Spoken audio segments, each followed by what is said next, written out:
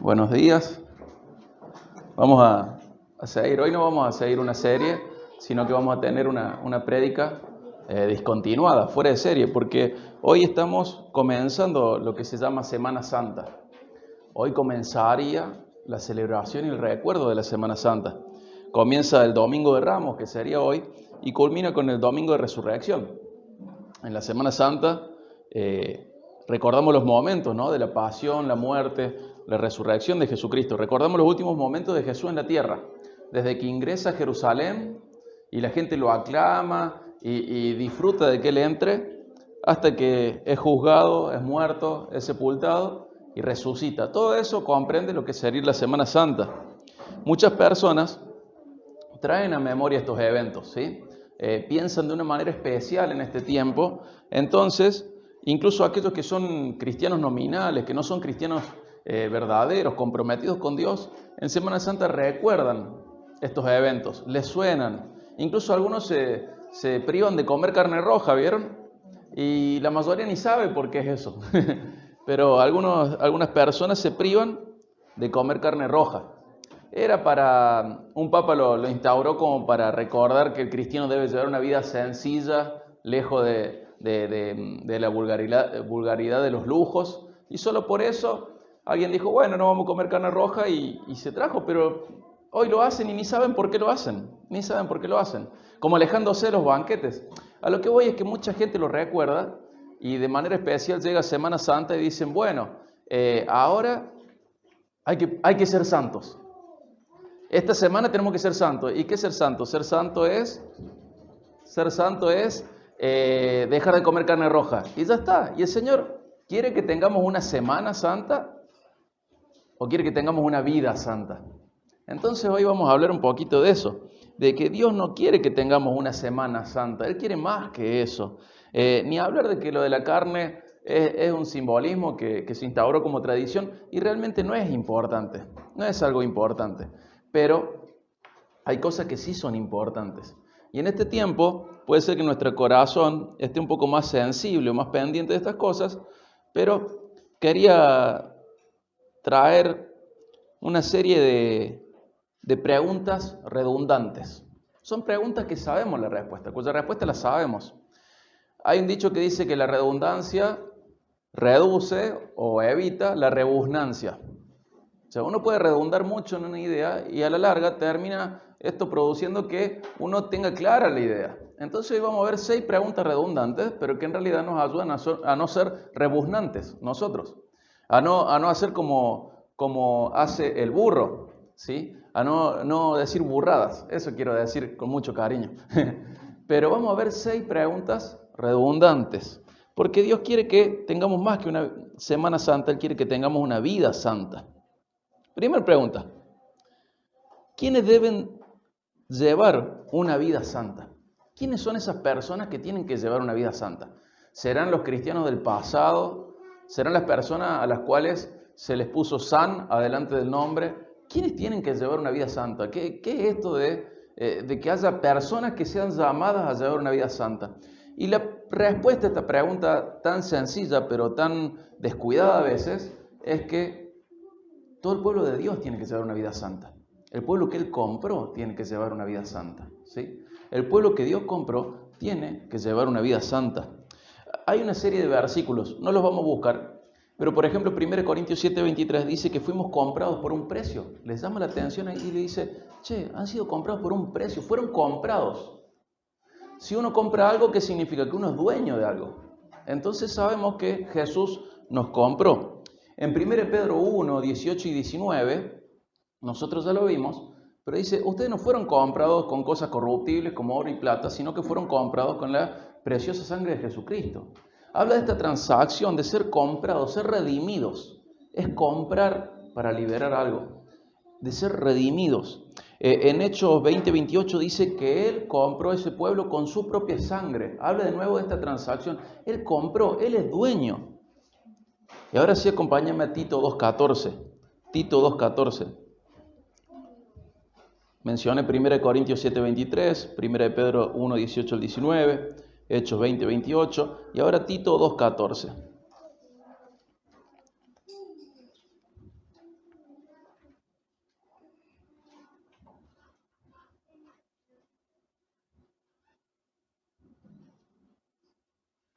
Tito 2:14.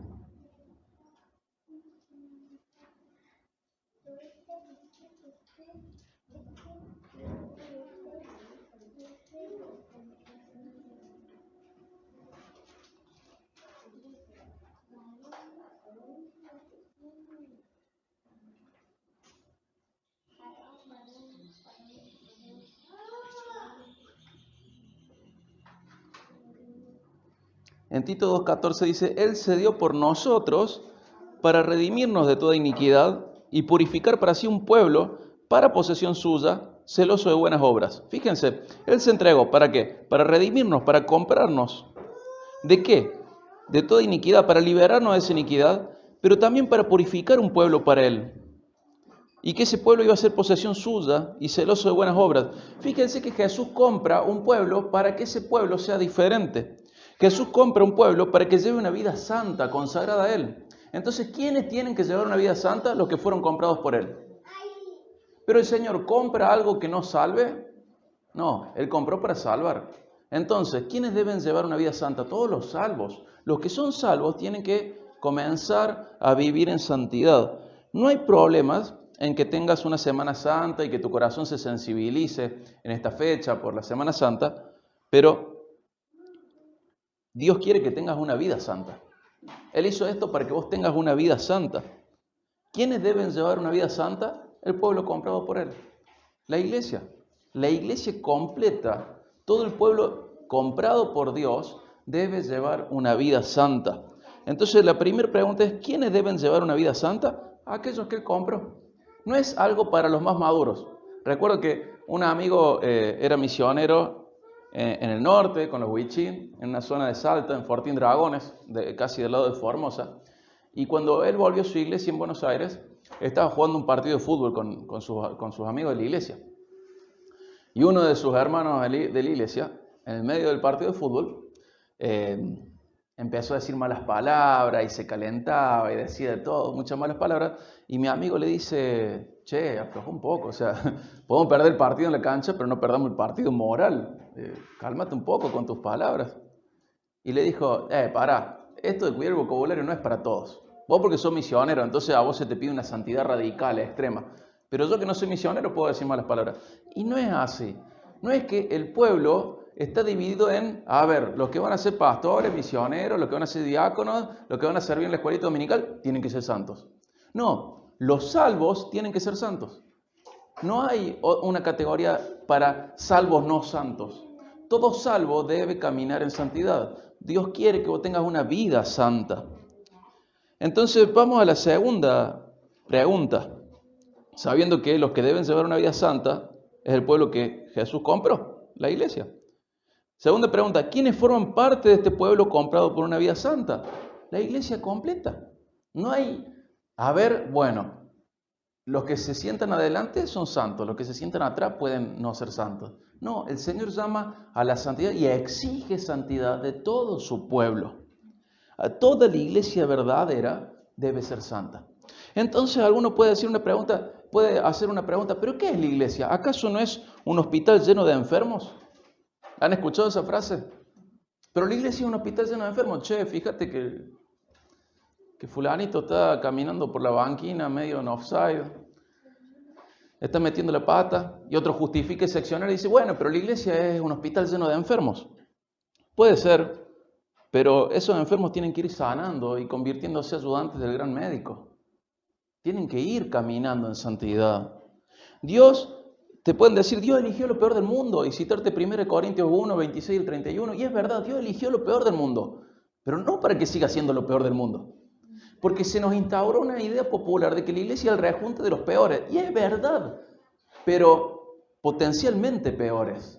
O en el pasado peores, pero no en el presente. Dios eligió lo peor del mundo, pero para que sea lo mejor del mundo. La obra maestra de Dios en la tierra es la iglesia. Son los salvos, los adoptados. Él los transforma, los ama como son, sí, pero porque los ama no los quiere dejar como son.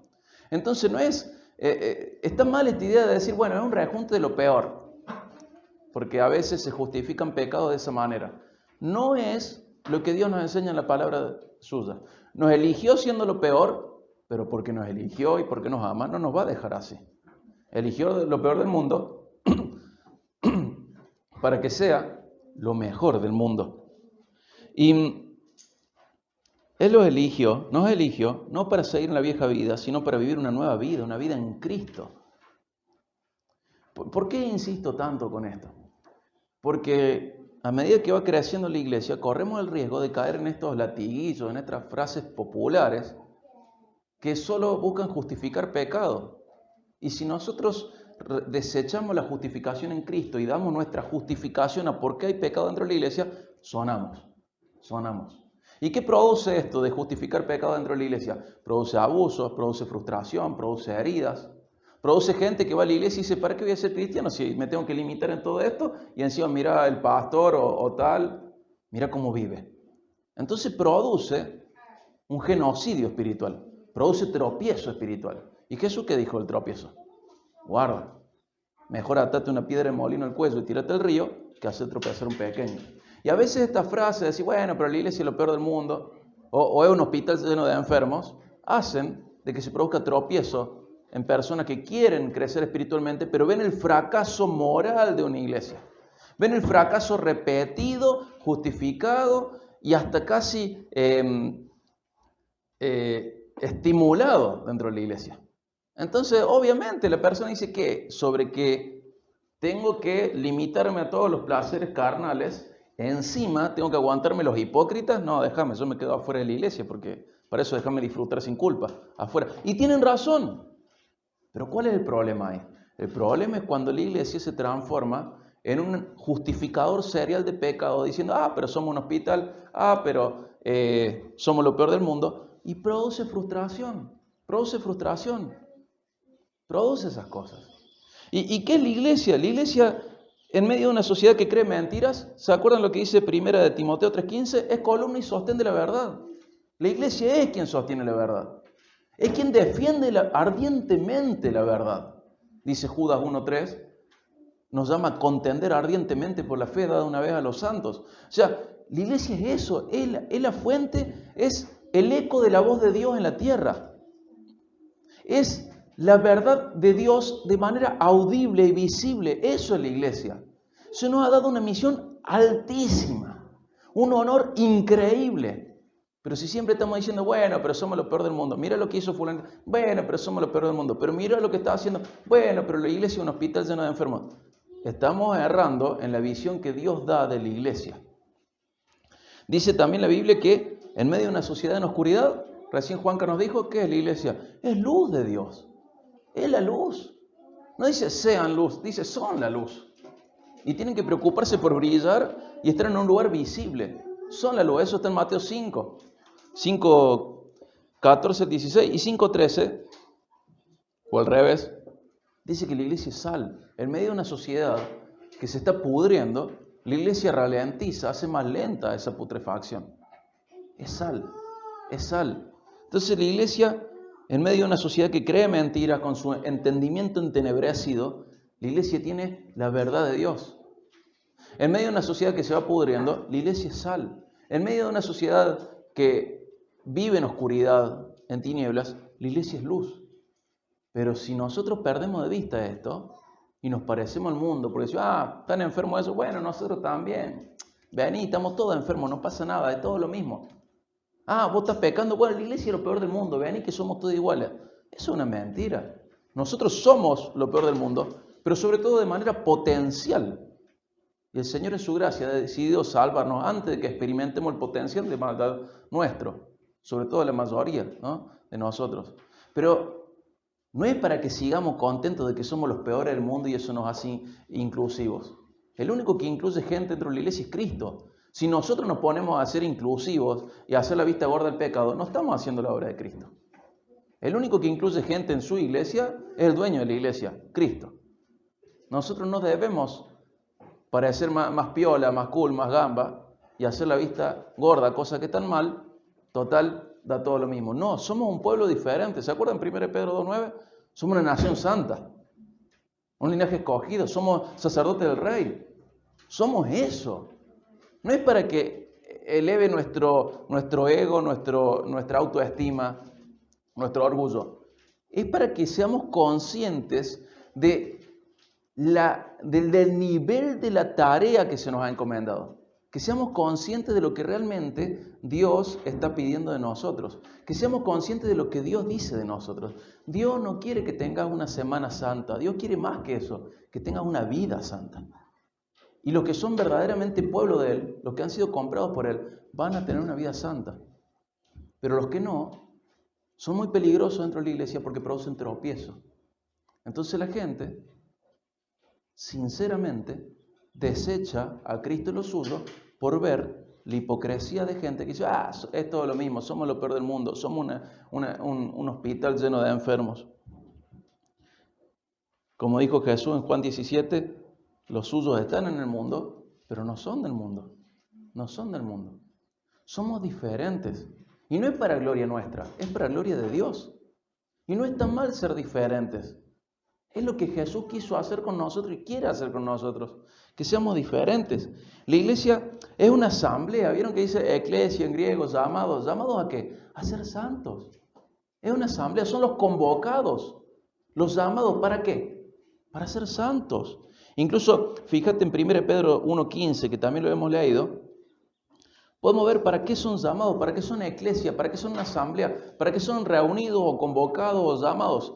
1 Pedro 1:15 lo dice de alguna manera clara. Así como aquel que los llamó es santo, así también sean ustedes santos en toda su manera de vivir. ¿Quién nos llamó? ¿Quién nos hizo iglesias? Eso que los llamó. ¿Qué significa eclesia? Los convocados, los llamados. Y el que nos llama, ¿qué dice? Yo soy santo. Entonces ustedes que tienen que ser santos. Somos llamados para ser santos. Y va más allá de la declaración escatológica o totalmente trascendental sobre nuestra vida de que somos llamados santos por estar en Cristo. Tiene que ver con el día a día. Fuiste llamado para hoy ser santo. Y si sos un hijo de Dios, sos un santo de Dios. Más allá de lo que Dios diga de vos, es lo que Dios espera y exige de vos. Sos santo. Pero debes vivir en santidad. Sos llamado santo. Se te adjudica santidad. Pero tenés que caminar en santidad. Está hablando de vivir en santidad, no de la declaración de santidad que Dios hace sobre nosotros por la obra de Jesús. Y es muy popular sentirse como la mujer adúltera. ¿Vieron de Juan 8? Que el único que podía condenar no condenó.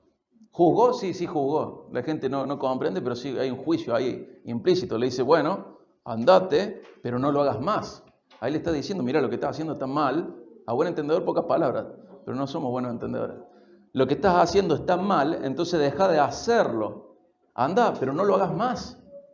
Y una y otra vez el cristiano se siente tentado a verse en esa figura. Cae en pecado, pero soy como la mujer adúltera, ni él me condena. Y vuelve a caer, pero soy como la mujer adúltera. Ya no va más ese cuadro para vos, fue una sola vez en tu vida ese cuadro para vos. A partir de ahí el cuadro que te cabe es el del fariseo, el del pueblo espiritual, el del pueblo religioso. Decía, a ver, ¿cuál es el discurso para los fariseos? No sean hipócritas. Son santos por fuera, pero por dentro no. No hagan lo que están haciendo de tener sus tradiciones a ese nivel. No hablen de parte de Dios cosas que Dios nunca dijo. No podemos refugiarnos adictivamente en la imagen de la mujer adúltera de Juan 8. Y es como que el cristiano nunca pasara a ese nivel. Mete la pata de lunes a viernes y el domingo dice, ni él me condena, y canta, y alaba, y ofrenda. Pero toda la vida ahí sos parte de una nación santa. Fuiste llamado para ser santo. Fuiste convocado por Dios para ser santo. Jesús te compró para ser santo. Entonces, lo que quiero sacudirte de la cabeza es sacarte esta idea de que la iglesia es un hospital lleno de enfermos. Sacarte de la cabeza esta idea de que en la iglesia somos lo peor de la tierra. Somos lo peor de la tierra, pero estamos caminando en santidad. ¿Por qué quiero sacarte esa idea de la cabeza? ¿Para que te creas mejor que otros? No, para nada. Para que no creas la mentira del diablo de que ya está todo hecho y que no tenés que esforzarte. Tenés que esforzarte en llevar una vida santa. Porque aquel que te llamó, aquel que te hizo iglesia, te dice, tenés que ser santo. ¿Y sabes qué pasa si no lo haces? Los que te están mirando caen en tropiezo. Porque piensan que el cristianismo es una cuestión de torturarse y cumplir mandamientos y no ven una transformación. ¿Por qué caminamos en santidad? Porque el Señor transformó nuestro corazón, no es porque estamos tratando de ganar el cielo, sino porque realmente Dios nos transformó. Entonces ahora la pregunta es, ¿cuáles son los transformados? ¿Quiénes son transformados? Porque hay mucha gente que llena las iglesias y no está transformada. No está transformada. Por eso sigue amando las cosas del mundo, sigue deseando con todo su corazón las cosas del mundo, pero no busca las del cielo. Y puede tener toda su vida en la iglesia, y puede tener su papá cristiano, su abuelo, su bisabuelo, su tatarabuelo, puede saberse toda la Biblia en memoria, pero no está transformado. Entonces a esa persona la quiero sacudir y decir, che, para, si no estás amando, deseando la santidad, si no estás descontento con tus bajezas y enojado con vos por tus bajezas, cuidado, quizás estás convencido de muchas cosas, pero no has sido transformado. Rendite a Cristo y acudí a Él. Y si vos creíste más ese latiguillo popular, bueno, pero un hospital, bueno, pero somos lo peor del mundo, y creíste más eso que lo que Dios dice de la iglesia. El dueño de la iglesia dice que su iglesia es santa, es convocada, es llamada. ¿Para qué? Para ser santa en la tierra. Si creíste lo otro y por eso no estás caminando en santidad, cuidado. Es como que una idea incorrecta de Juan 8, de la mujer adúltera, nos ha llevado a tener una idea incorrecta de lo que es ser iglesia, de lo que es ser cristiano.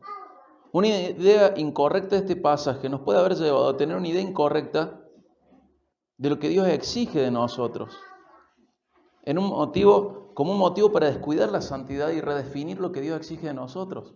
Entonces vernos reflejado una y otra vez en la mujer de Juan 8, en la mujer adúltera, nos lleva a no darnos cuenta que el Señor nos hizo partícipe de la naturaleza divina, nos llamó a santidad y así ese poder que usó Dios para resucitar a Jesús de los muertos lo ha puesto a disposición nuestra para que nosotros caminemos progresivamente en santidad. Entonces hoy tenés que ser más santo que ayer y mañana tenés que ser más santo que hoy. ¿Y sabes qué? En la iglesia hay dos tipos de personas trascendentes. Los chantas, para bien y para mal sobre todo, para mal, pero llaman mucho la atención y hacen mucho daño, me refiero a trascendencia negativa, y los santos. Son los dos tipos de personas que hacen historia dentro de la iglesia. O los chantas, los hipócritas, los mentirosos, o los santos. Los santos, los consagrados a Dios también hacen historia. Y ¿sabes qué? Es una pandemia de chantas. Pero los consagrados a Dios están diciendo, bueno, pero pasa que somos lo peor del mundo. Bueno, pero pasa que es un hospital. Entonces los santos se están dejando convencer por los chantas, por los hipócritas, por los mentirosos. Y esto está produciendo un problema re grande a nivel general dentro de las iglesias. Está trayendo tropiezo, está trayendo desilusión, está trayendo frustración. Porque los santos nos dicen, vamos a ser santos. Hemos sido convocados para ser santos, pueblo de Dios en la tierra, eco de la voz de Dios en la tierra. ¿Y qué le vamos a decir a aquel que tropieza? ¿Qué le vamos a decir? ¿Que no tiene razón? Sí tiene razón, pero hay que decirle algo más. Hay que mostrarle cuál es el verdadero pueblo de Dios. Porque esto sí es una pandemia que hace mucho daño. Esto sí es algo terrible. ¿Es un hospital lleno de enfermos? Sí, pero insisto, enfermos que van sanando y convirtiéndose en ayudantes del gran médico. Hay una ciudad que a mí me encanta, que no a todo el mundo le encanta. A mí me encanta esta ciudad. Y el que no me conoce debe estar pensando en un tipo de ciudad, pero el que me conoce ya sabe qué tipo de ciudad me encanta. Es decir, puede irte a tal lado, yo voy de cabeza, todas las veces que pueda. Me encanta Ciudad del Este. Me encanta todo ese mercado persa que hay en la vereda.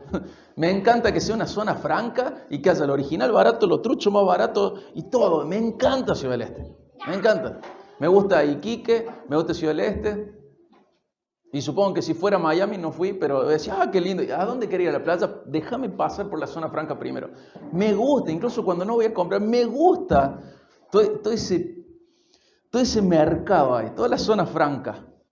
Una zona sin impuestos. ¡Qué lindo! ¡Qué lindo que no haya tantos impuestos!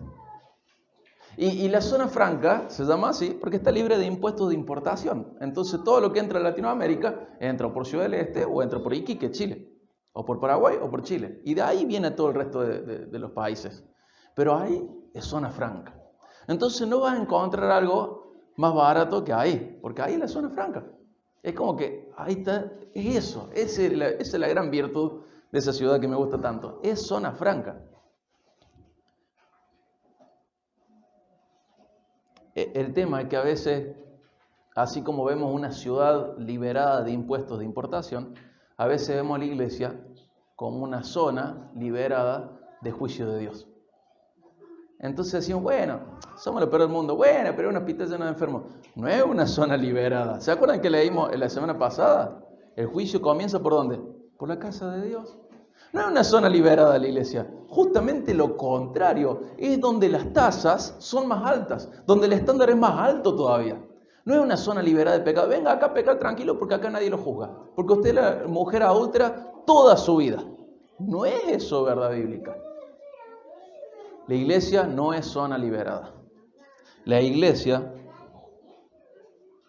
no es un lugar libre de exigencia de santidad, ni libre de juicio de Dios, ni libre de las consecuencias terrenales del pecado. La iglesia es una entidad especial en la tierra. La iglesia es el pueblo de Dios en la tierra.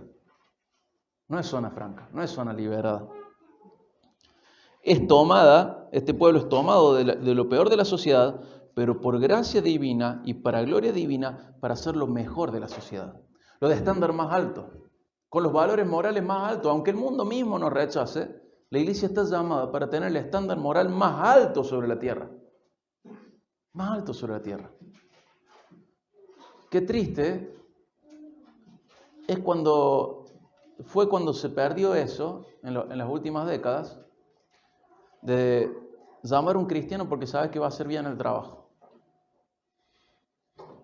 A mí me pasó en el consultorio, atendía a cristianos y me decían, el domingo te pago. Olvídate, nunca me pagaban el domingo, ni el otro, ni el otro. ¿Te tengo que pagar? Y sí, vivo de esto, hermano. O sea, ministerio dentro de la iglesia, mi trabajo secular es de lo que como. Y qué triste a veces tener que huir de estas situaciones, porque el cristiano piensa que es una zona liberada. Estoy bueno, no importa, hago mal las cosas, soy deshonesto, soy deshonrado. Eso es terriblemente malo y el juicio comienza por la casa de Dios y esas personas van a ser juzgadas. Y si están en Cristo no van a ser condenadas eternamente, pero sí hay castigo sobre esas vidas. Muchas personas en la Biblia, tengo una prédica específica sobre esto, muchas personas en la Biblia creían en Dios, pero no creían en el juicio de Dios. Adán y Eva, ¿vos crees que no creían en Dios? Sí creían en Dios. ¿Pero qué no creían? ¿Que Dios se iba a enojar? ¿Que Dios se iba a ofender? La esposa de Lot, ¿crees que no creía en Dios? Dice, mira, si te das vuelta te va a convertir en sal. No, es Satanás, así, crack. Ananías y Zafira, los corintios, tomando la Santa Cena indignamente. Sí creen en Dios, pero no creen que Dios vaya a juzgar a su pueblo. Y eso es un riesgo que se repite una y otra vez. Cuarta pregunta. ¿La iglesia es perfecta? ¿Tenemos pecado? ¿Tenemos historial? Fíjate 1 Corintios 6. Vamos a leer del 9 al 11 y luego vamos a leer el 20. 1 Corintios 6, 9 al 11.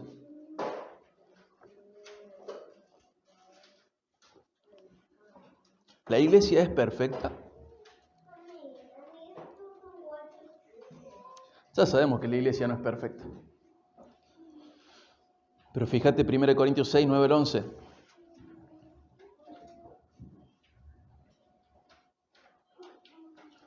¿O no saben que los injustos no heredarán el reino de Dios? ¿Vos sabés lo que significa injusto en términos bíblicos? Significa incorrecto, no recto. ¿Te das cuenta el nivel de altura que está poniendo Dios? Acá dice, ¿no sabes que los injustos no van a heredar el reino de Dios? Y sigue, dice, no se dejen engañar. ¿Habremos caído en ese engaño? Como iglesia en general, diciendo, bueno, no pasa nada, vengan, el Señor. Una vez tuve una discusión muy fuerte con un anciano de una iglesia, diciendo, pero el Señor le dio la Santa Cena a Judas. No es verdad. Pero dice, en la Santa Cena es Jesús diciendo, vengan todos, incluso los que traicionan. No es verdad eso. Es engaño eso. Dice, no se dejen engañar. Ni los inmorales, ni los idólatras, ni los adúlteros, ni los afeminados, ni los homosexuales. Fíjense que son dos cosas diferentes, ¿no? Ni los afeminados, ni los homosexuales, ni los ladrones, ni los ávaros, ni los borrachos, ni los difamadores, ni los estafadores heredarán el reino de Dios. Si yo te pusiera frente a este texto, te lo escribiera en el espejo del baño, en la heladera y en el tablero del auto. De tal manera que te caiga la ficha de lo que está diciendo este texto. ¿No crees que caerías en alguna de estas categorías? Estafadores, difamadores, borrachos, avaros, ladrones, homosexuales, afeminados, adúlteros, idólatras, inmorales. Dice, no van a heredar el reino de Dios. Dice que no lo van a hacer. Dice que no lo van a hacer. Entonces, ¿qué pasa con este pasaje? Es como uno de tantos pasajes que la gente dice, bueno, y da vuelta la hoja. Y mira por otro lado. Dice, no, pero si acá no pasa nada, está todo bien. Zona libre de juicio. Al revés, el juicio comienza por la casa de Dios. No es zona franca la iglesia. Es la zona donde la vara está más alta que en ningún lado. Y guarda. Dice, no van a heredar. No lo van a heredar. Pero fíjense el 11 lo que dice. Y esto eran algunos de ustedes.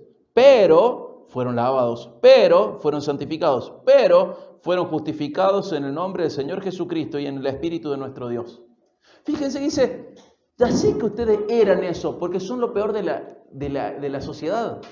No se contradice, sí, bueno, ustedes eran todo esto, los que no podían heredar el reino de Dios, pero fueron lavados, santificados, justificados en el nombre de Jesús, en el Espíritu de Dios.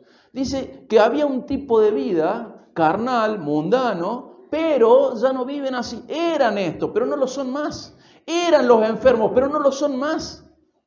Eran la mujer adúltera, pero no lo son más. ¿Por qué? Porque dice, fueron lavados, santificados, justificados.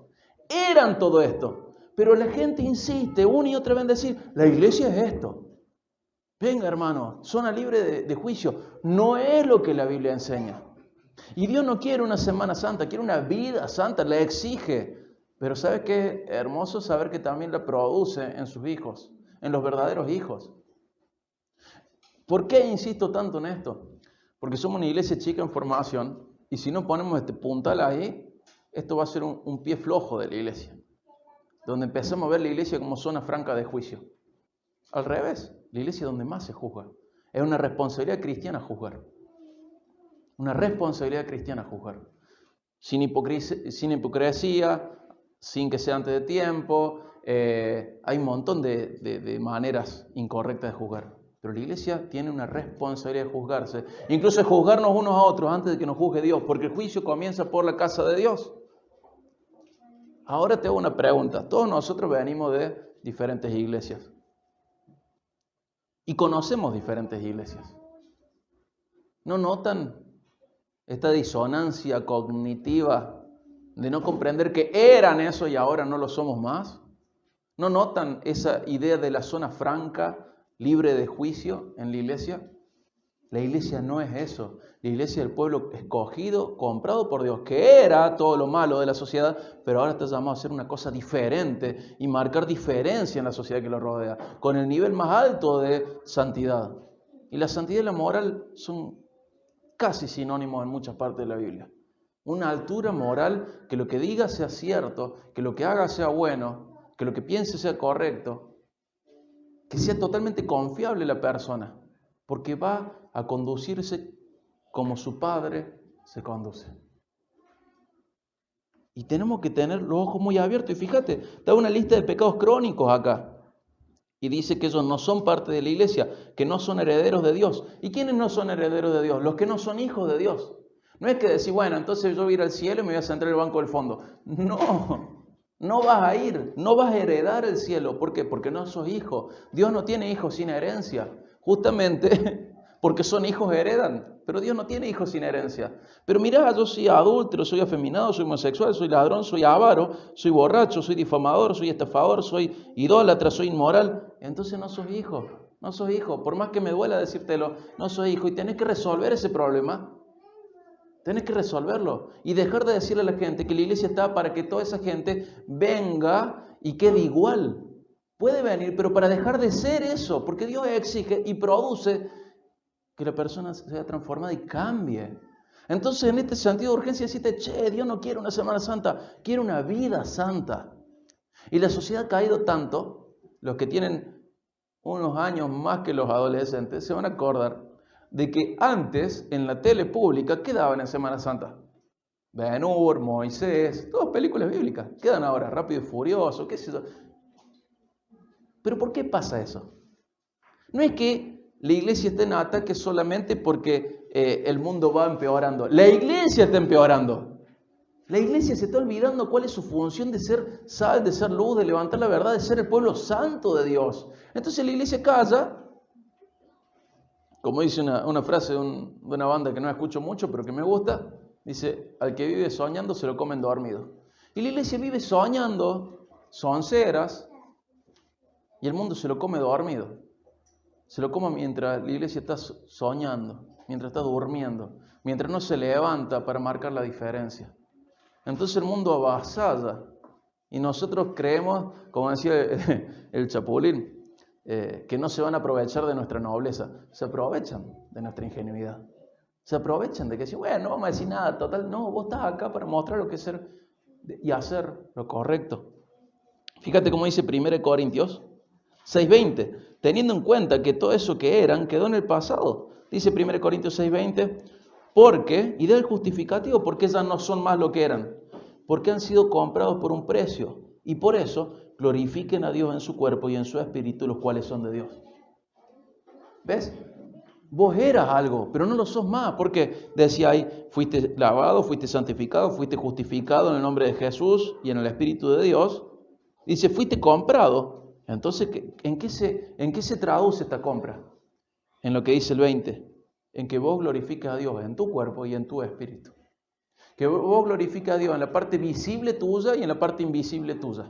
En la parte material tuya y en la parte inmaterial tuya. Que vos glorifiques a Dios con tu andar santo. Dios no quiere una semana santa solamente, Él quiere una vida santa. Tenemos una misión, ser santos, ser consagrados a Dios, glorificar a Dios en todo lo que somos, con todo lo que somos. Jesús no vino a darnos una semana santa, Él vino a comprar y formar un pueblo para que tenga una vida santa. Y la iglesia sin santidad es falsa iglesia. Porque no hay iglesia que no herede, no hay iglesia verdadera que no herede el reino de los cielos. Si la iglesia verdadera es hija de Dios, si el conjunto de personas que se reúnen en un lugar son verdaderos hijos de Dios, van a caminar en santidad y entienden que el juicio comienza por la casa de Dios, que no es una zona libre de juicio, sino que al revés, es la zona donde Dios está mirando y diciendo, bueno, estos son los míos, los compré para hacerlos santos, a ver qué están haciendo. El juicio comienza por la casa de Dios. El juicio comienza por la casa de Dios. No importa cuántas supuestas demostraciones tenga una iglesia del Espíritu, si no está creciendo en santidad, es muy raro que el Espíritu de Dios sea el que esté obrando. Porque el Espíritu de Dios es santo. No es primeramente, yo soy cesacionista, pero no es primeramente políglota, que habla muchos idiomas. No es primeramente emocional, no es primeramente pasional. Lo que hace el Espíritu Santo es santidad. Produce santidad en el verdadero Hijo de Dios. No importa cuánto nos emocionemos, cuánto lloremos o cuánto digamos cosas. No importa cuánto pensemos que profetizamos o no profetizamos. No importa cuánto sintamos las cosas. Esto es una realidad concreta. Estás caminando más en santidad porque el Espíritu Santo produce santidad. No importa lo que vos sientas adentro, el fuego que te quema, que no te quema, que te enfría, que te tira al piso, lo que sea. No tengo un principal problema con eso. El problema está en creer que eso es el Espíritu Santo y que no produzca santidad. Si es el Espíritu Santo el que estaba trabajando, va a producir ¿qué? Santidad. Es casi el apellido, el segundo nombre, Espíritu Santo. Y no produce santidad. Entonces, no es el Espíritu Santo, es otro espíritu o el espíritu humano. Pero el Espíritu Santo produce santidad en su pueblo. Entonces, ¿qué nos está pasando? ¿Tendremos infiltrados? ¿Pero por qué están infiltrados? ¿Porque nosotros los convencimos que éramos iguales a ellos? ¿Por qué están los infiltrados, los falsos cristianos dentro de la iglesia? ¿Porque nosotros les dijimos que todos éramos como ellos, en vez de decirle que todos tenemos que apuntar a ser como Cristo en santidad también? ¿Por qué tenemos tanto tropiezo dentro de las iglesias? ¿Será que buscamos una Semana Santa o un fin de semana santo, pero de lunes a viernes no buscamos santidad? ¿Por qué nos pasa que la iglesia en general esté en este estado tan decepcionante? Tan decepcionante. ¿No será culpa nuestra que hemos dado esta idea y hemos aceptado esta idea de zona libre de de juicio, zona libre de haga lo que quiera, entre para hacer lo que quiera. Quinta pregunta, ¿cómo es una iglesia verdadera? Bueno, en parte Romanos 6, 17 al 18 explica eso. Fíjense, Romanos 6, 17 al 18.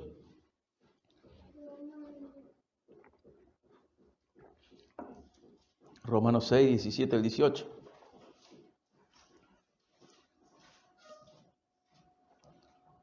Dice, pero gracias a Dios que aunque ustedes eran esclavos del pecado, fíjense, ¿qué está diciendo? Eran esclavos. ¿Qué significa que estén pasados? Que ya no son más esclavos. En Juan 8, Jesús dice que si es hijo, ¿qué es? Libre. El que no es hijo, ¿qué es? Esclavo. Entonces dice que la iglesia de Roma, y nosotros también, los que somos iglesia verdadera, dice, me refiero a nosotros, cada uno sabrá si forma parte de nosotros, ¿no? Dice, eran esclavos del pecado. ¿Qué son ahora? No son más esclavos del pecado. Eran estos, pero ya no lo son más. Dice, aunque ustedes eran esclavos del pecado, se hicieron obedientes de corazón a aquella forma de doctrina a la que fueron entregados. Doctrina significa enseñanza, no es nada muy técnico. Y el 18 dice, y habiendo sido libertados del pecado, ustedes se han hecho siervos de la justicia. Fíjense qué fácil ver esto. Son libres del pecado, son ex esclavos del pecado. Siervos de la justicia, de lo correcto, de la santidad. Siervos. ¿Es la iglesia un hospital lleno de enfermos? ¿O es la iglesia un hospital para enfermos? Porque no es lo mismo. No es lo mismo. ¿Es lleno de enfermos o para enfermos? Nosotros sabemos que tenemos que buscar la santidad. Y nosotros tenemos que saber que la misión de Dios es buscar a los que estaban enfermos. ¿Se acuerdan que Jesús lo dijo?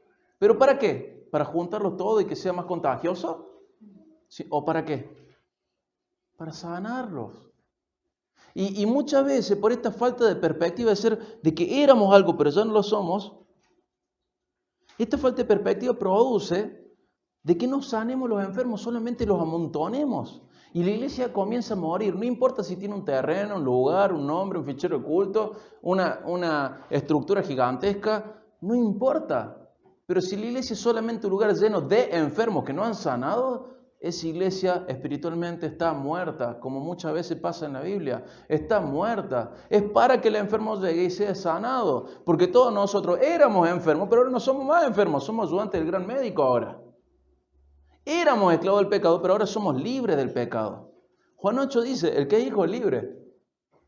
El que es esclavo porque no es hijo. Sos libre del pecado. Entonces ahora te hago una pregunta, si no estás caminando en santidad, ¿por qué es? Probablemente sea porque no seas hijo de Dios. Entonces el mundo te atrapa, anhelas eso, y bueno, tenés que resolverlo eso. Necesitas resolverlo.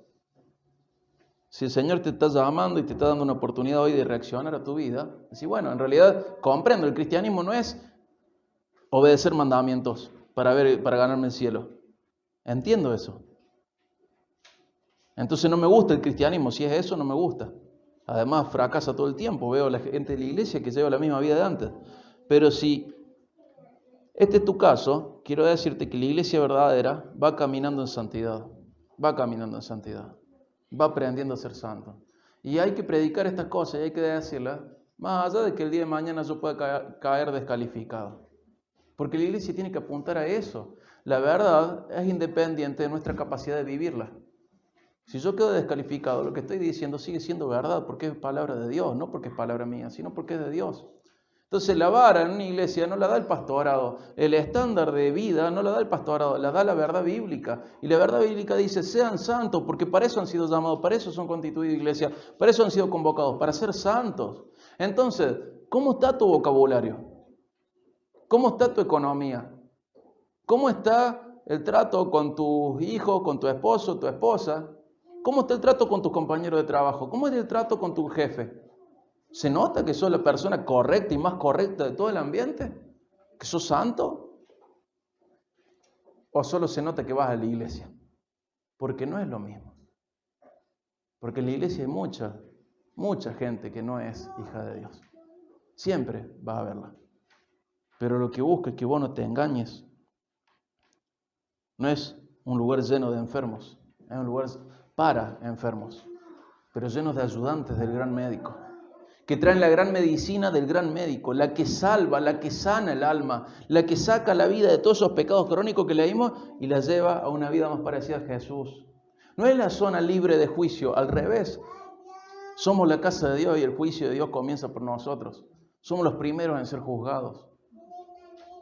No es un lugar de decir, acá está todo bien, somos todos malos, todos pecadores, pero así es Dios, la gracia de Dios. Guarda, porque la gracia de Dios es inmerecida, pero no es incondicional.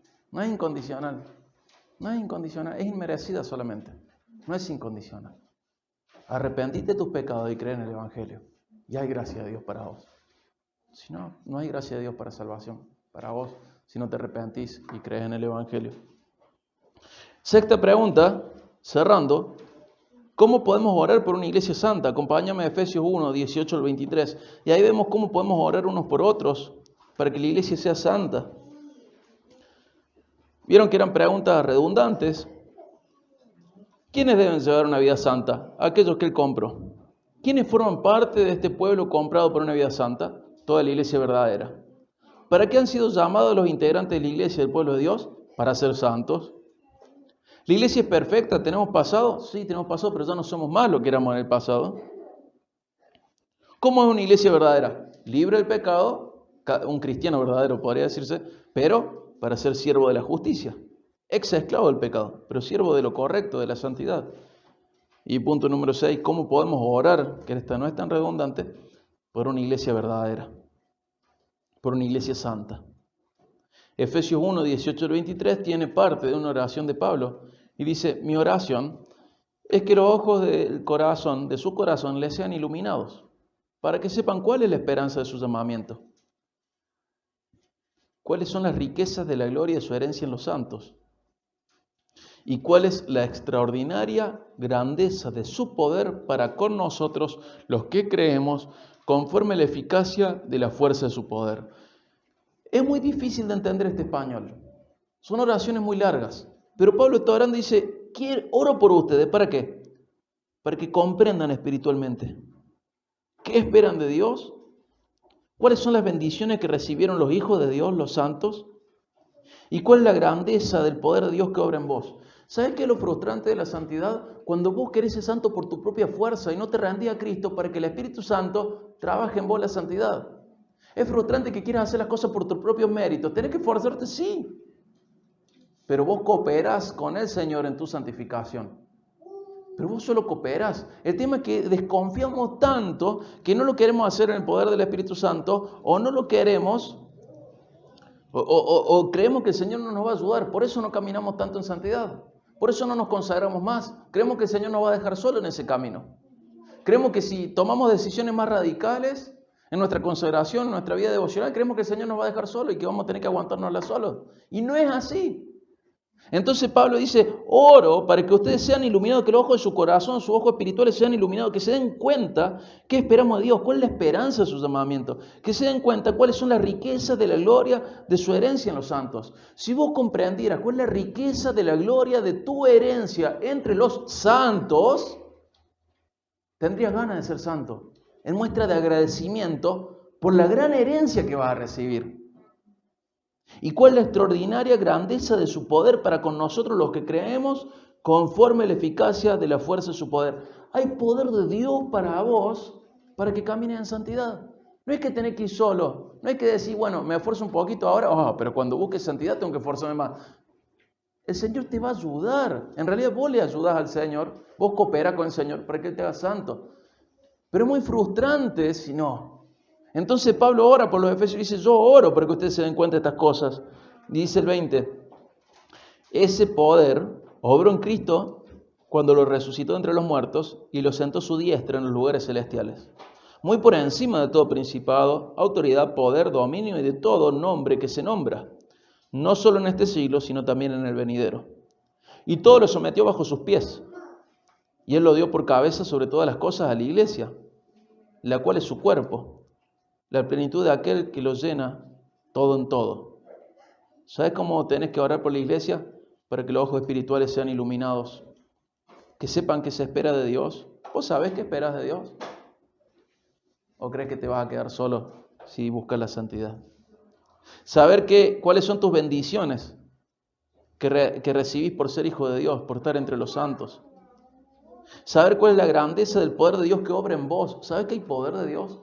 ¿No te pasa que a veces te cansas de vivir la vida cristiana sin poder espiritual? Es como que por ahí nosotros nos olvidamos de que hay poder espiritual a favor tuyo. No es magia. Es milagroso poder de Dios en tu vida. Pero es parecido a la magia en ese sentido. Porque hay una fuerza que no comprendes, una fuerza sobrenatural para que vos te consagres más a Dios. Pero tu vida espiritual, ¿la estás viviendo así? ¿O la estás viviendo en tus fuerzas? Porque hay poder de Dios para vos. Dice que la iglesia verdadera tiene a Jesús por cabeza. ¿Tenés a Jesús por cabeza? Dice que la iglesia verdadera es el cuerpo de Jesús en la tierra. ¿Sos parte de ese cuerpo? Yo tengo un dedo en uno de mis pies que está torcido. Se ríe alguno porque lo tiene torcido por el otro lado. Lo sabemos. Pero es como que de todo el cuerpo, a mí no me compleja, me da gracia este dedo. Porque es un dedo que se escondió debajo de otro. Y no es el más chiquito, cosa que está al final, ¿viste? Y se mete. Sino que este dedo del pie se mete para adentro. Y uno podría ver el cuerpo y decir, bueno, la verdad que, bueno, sí, las orejas más o menos, la nariz, Pero ve ese dedo y decís, ¿qué hace ese dedo ahí? ¿Por qué está ahí escondido? Mira lo que da vergüenza. Y lo ve al dedo ahí torcido. Y lo ve al dedo como que desentona con el resto del cuerpo. Decís, mira lo que hizo el dedo.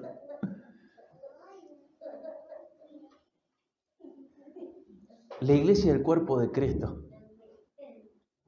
Y debería está formado por miembros que son siervos de la justicia, siervos de la santidad, siervos de lo correcto. Y ninguno de nosotros tiene el derecho para hacer el dedo torcido. Ninguno de nosotros tiene el derecho para decir, bueno, que todo el cuerpo sea sano, pero yo, porque yo soy lo peor del mundo, puedo seguir en pecado. Que todos me aguanten. Porque ¿qué pasa cuando hay algo que está enfermo? En Corintios nos explica muy bien. Cuando hay una gangrena, ¿qué se hace con la gangrena? Se sana. Y si no se sana, ¿qué se hace? Se corta. ¿Y quién es el que corta a la gangrena, al miembro con gangrena?